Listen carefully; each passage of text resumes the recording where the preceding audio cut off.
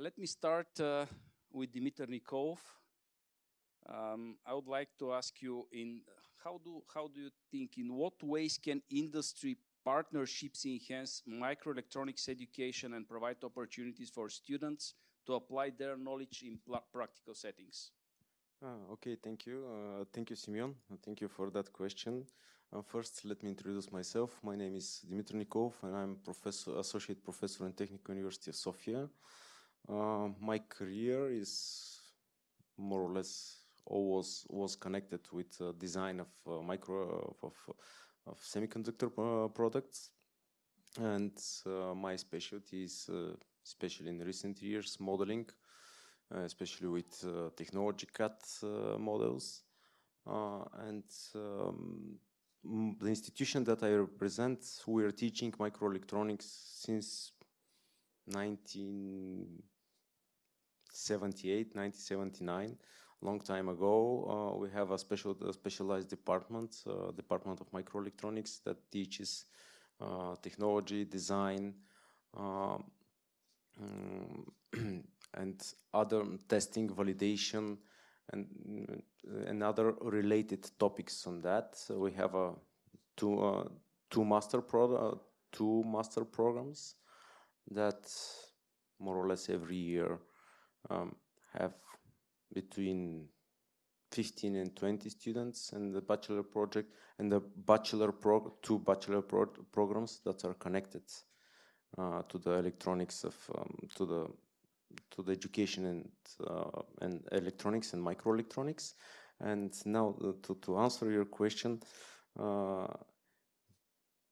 in recent years we are seeing a lot of involvement and a lot of industry interests to support the education, and also there is an interest from the academic environment to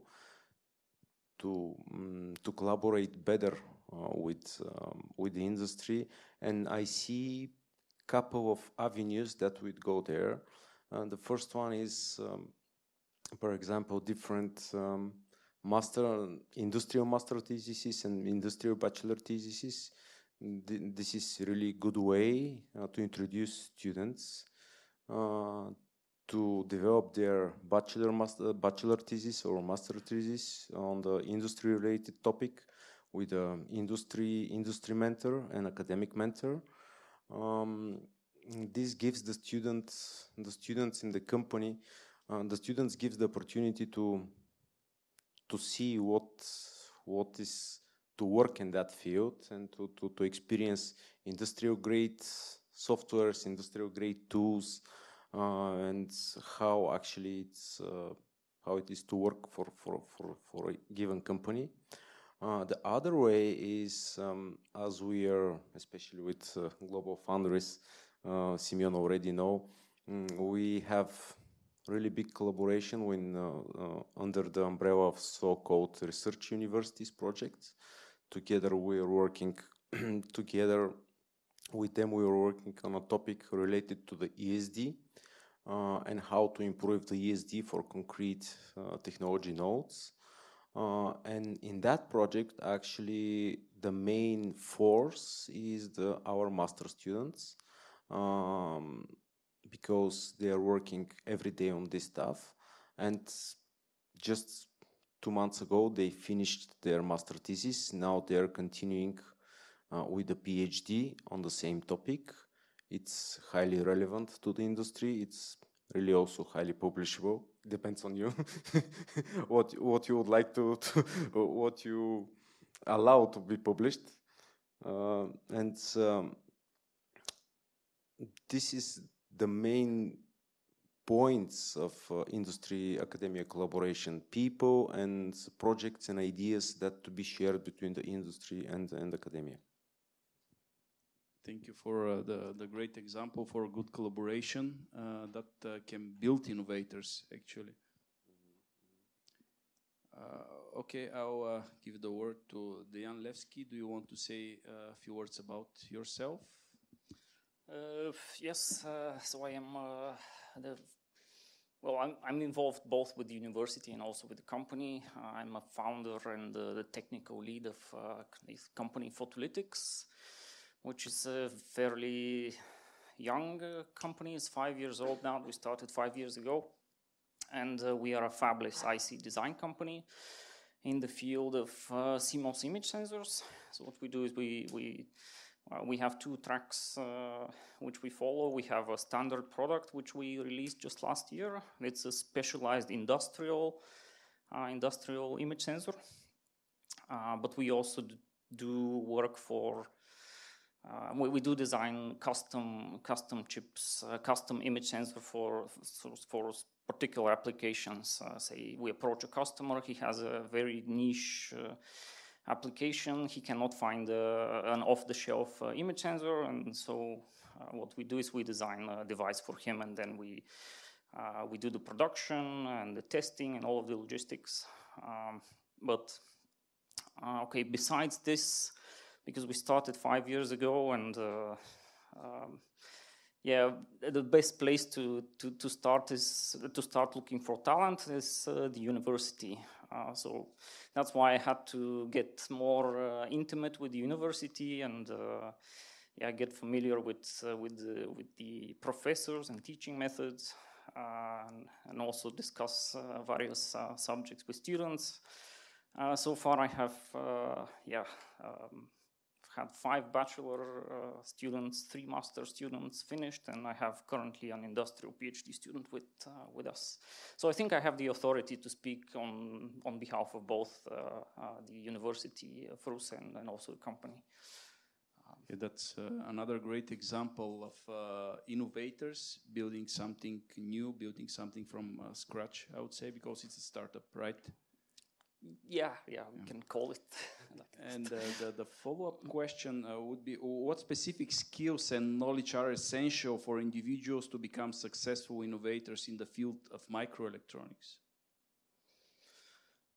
Yeah, well, it's primarily, I think the colleagues from the previous panel, they mentioned this, but to me the most important skill sets are the fundamental logical thinking and also fundamental knowledge of mathematics and physics. I think this is the part of utmost importance which the university should cater for and provide. And then when they graduate, they can start to build upon this knowledge and gain experience. Yeah, I have had plenty of discussions with university professors about this, and also students. And most of the students they normally would say, but we don't get much practical experience in universities, and yeah, it's boring. And but I always tell them that it is not boring, and if theory is really important, and if it works in theory, then it also works in practice. But that's kind of difficult to convey this to most students.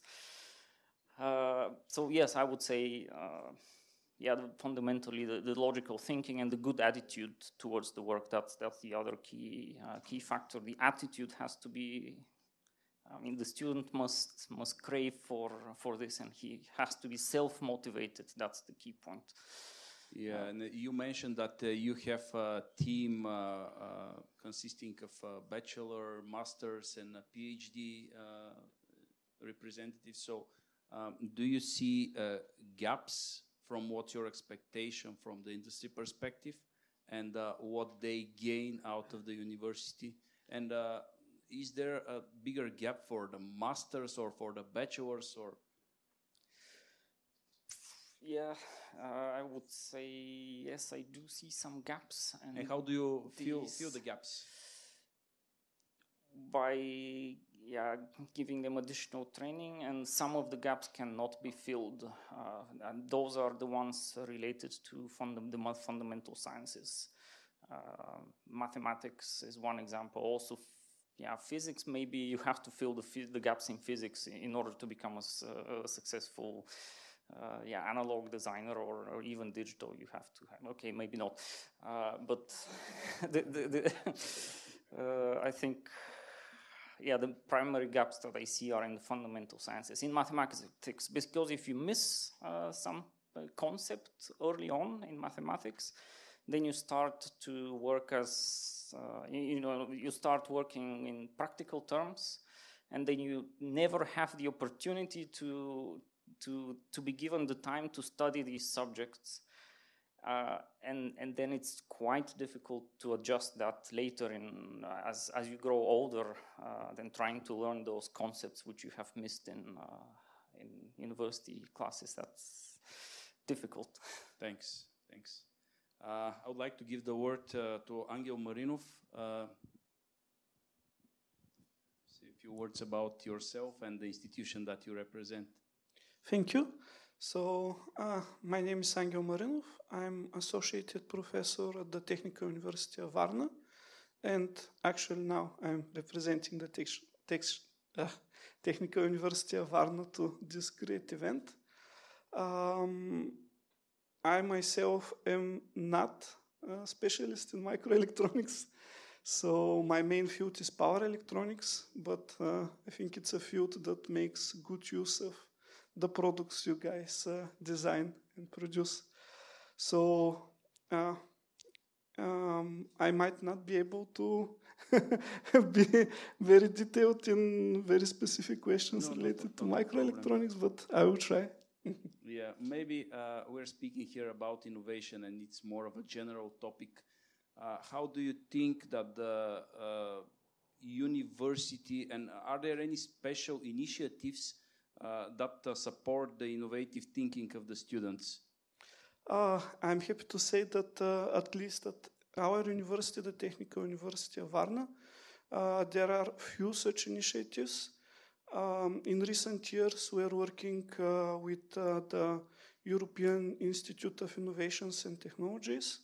We have two projects that are aimed at capacity building, specifically aimed at innovations. And the first one was not directly related to electronics, but our second such project is related to innovations, and we are very dedicated to allow students to get the required knowledge to be innovators, to be entrepreneurs, and to work not only as workers for companies, but to start their own companies, to develop their own products. So we are working in this direction. Sadly, we are a little bit lagging behind, but now we're building capacity, and hopefully in the next years we will be able to get our first company starting in electronics from our university. Are the students enthused to go into this direction? How they get this the idea of building something and going out of the university to start an initiative, or?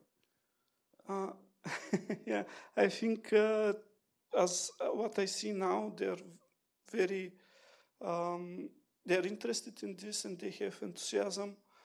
So we started developing courses for entrepreneurs, for young entrepreneurs, with participation of international accelerators. We're developing startup competitions, and we have, I would say, pretty good turnout. So it's not only in electronics, but we get students from electronics as well at these initiatives. Okay, thank you. I would like to ask the same question to Dimitar Nikolov. What are the initiatives that the Technical University applies to support the innovative thinking of the students? Yeah.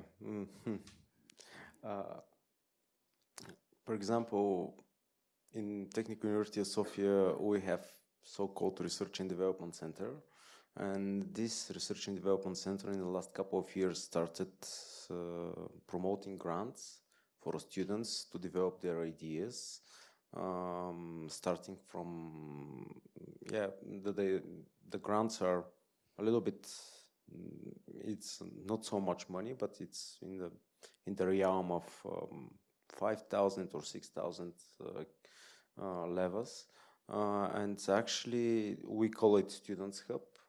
And also the same initiative actually applies Next to our university, we have associated high schools. It's called Technology School of Electronic Systems. The same things actually, the same initiative actually goes also for the high school students that are developing different ideas, something that they're interested in, and from those students' hubs and high schools hubs, we have a lot of interesting and I think we have already started one small company with 2 people from last year's Students Hub, but I think they're growing quite well. Let me ask you, you're from the industry. How in GlobalFoundries you nurture the innovative thinking? How do you promote it? How do you promote innovative thinking? Innovative thinking. How do you support it? Okay, well, I briefly mentioned about this, but the field that we are developing, our engineer, relies on innovations actually. We're building new technologies, we expand the existing technologies and their capabilities. Also, we create and support initiatives within our team to create patents for something new that no one before that figured out. We're involved in writing papers, attending various conferences, even conferences that include other companies in the semiconductor industry, our vendors that provides the software support for the design environment and etc. So people are dealing with worldwide level of semiconductor matter. So they're into the innovations every day and contribute to it. Okay. Okay, thank you. Earlier, the topic was brought up about the EU Chips Act, which is European initiative that focuses on the semiconductor industry. Dimitar, are you and the Technical University involved in this initiative? And how do you participate? Yes, actually, in our university, there is a really ongoing discussion because EU Chips Act has 3 pillars, and actually we are looking for we are looking on the pillar 1, where are the center of competencies, and we are trying to find the way how to set up a really concrete, focused center of competence on the microelectronics that's rely on the already existing infrastructure, because in Bulgaria we have a lot of infrastructure, but the infrastructure is quite dispersed, and we are trying to find a way how to combine it, how to find where are the missing gaps, and how to provide the service to the industry. And actually we are involving quite a lot of students in that. We are preparing because the criteria are not ready, the secondary registration is not ready, but we are looking at this quite focused, and we are monitoring the process of the EU Chips Act. Thanks. Yeah. Okay, my next question is for Deyan, Levski. Are there any emerging trends within microelectronics that educators should focus on incorporating into their curriculum to empower future innovators? Emerging trends in the microelectronics industry, that has to be well, when you are a 3rd or 4th year student, perhaps the latest trends are not of utmost importance to learn. Of course, I mean, one should be curious and learn about those cool things that are done in microelectronics. Scale down of lithography nodes and all of the lithography technologies, and this should definitely be included in the microelectronics curriculum in this course. as let's say some of the end lectures should cover this. But generally, you have to start gradually. You have to start by learning the old models, and then later on you have to build upon your knowledge and and tackle the latest trends and innovation in the microelectronics field. Do you think that the industry is evolving fast and academia needs to catch up with the curriculum? Is that what you mentioned when you say that in their third course? Yeah, of course, curriculum has to be up to date, that's for sure. And also when it comes to microelectronics, the lab exercises, they also have to be up to date, and they have to use the up-to-date software. But this is, of course, that's necessary to some extent, and this would help them integrate into their future job if they have been trained on already up-to-date tools. But maybe what can be done to improve this microelectronics courses in the country is maybe one can introduce a project course which offers the students a project course which defines, students in groups, and each student would get a certain project to design, let's say some analog block or a digital block, and then they would design it with modern tools, and then at the end of the course they would go for an MPW. Then later on, maybe next year during the fall semester, they can get their chips and they can characterize it. To my knowledge, this is not yet available in any of the Bulgarian universities. Not actually many universities around the world don't offer that kind of coursework, but I think it's quite valuable to have that in the Thanks. in this. I would like to ask a similar question to Angel Marinov. Actually, with the rapid advancement of the electronics, how can educational programs keep up with the evolving industry demands and ensure graduates are equipped with the relevant skills? Thank you. Well, I would say that maybe there should be a few directions there. So, in my opinion, the first one should be that, earlier, I think it was Mr. Svilin Krstev who said that we don't know everything and we need to study and update our skills constantly. So this, I think, is very important for the academic staff. So first of all, the academic staff should be involved in updating their skills, learning about new technologies, and working with business. I would say that even it is very useful if, for example, people from the academia leave for 1-2 years, work with industry as an industrial worker, and then go back to academia. So to be able to teach those trends in a relevant way. So the first thing I would say is that capacity of the academic staff should always be up to date in order to respond to these challenges. And the second is, I think that it is good to work interactively with the companies. So to invite speakers, to invite people that work in the field to take place in some of the lectures, to have events with students. And if we're speaking about the triangular academia, students and companies, the last thing I think is that we should encourage students to be interested more in new things, in different things, not only in the program that they are given. So a problem I see, I think, is that when I teach something, I always ask students, okay, this is your program.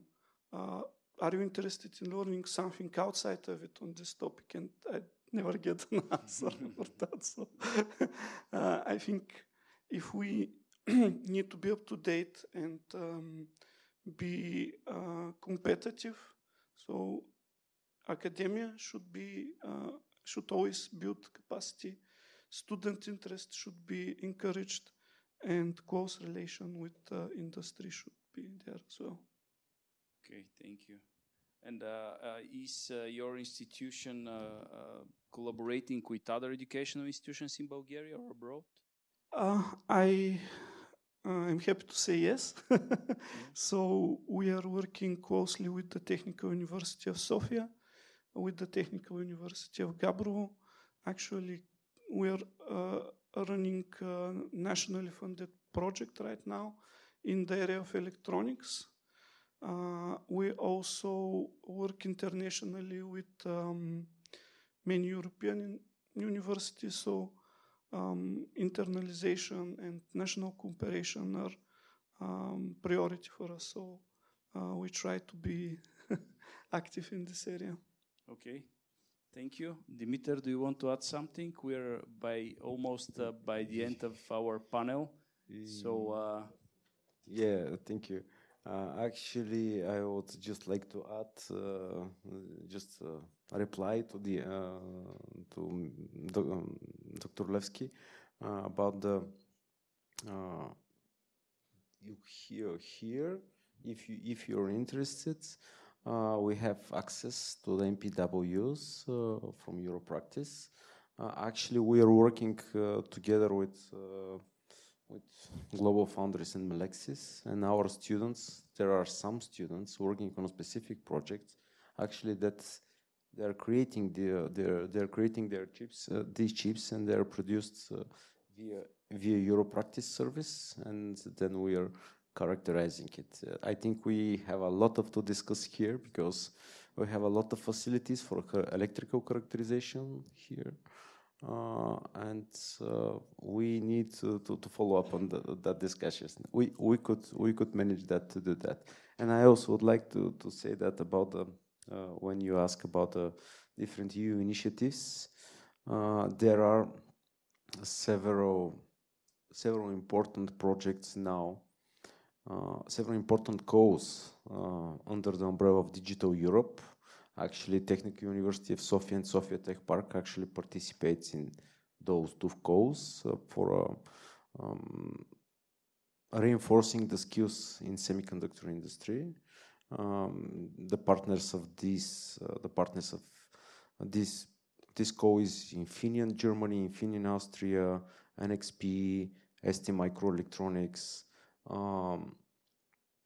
University of South Danish University, South Norwegian University, and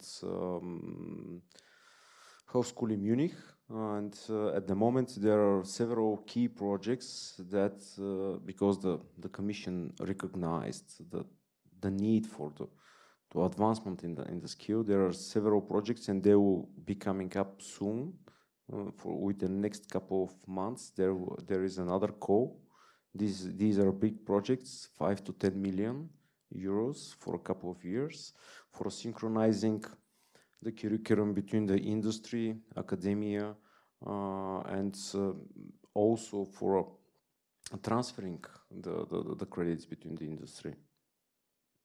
Great, thank you for the great details. And any last comments from our attendants? It was a great discussion.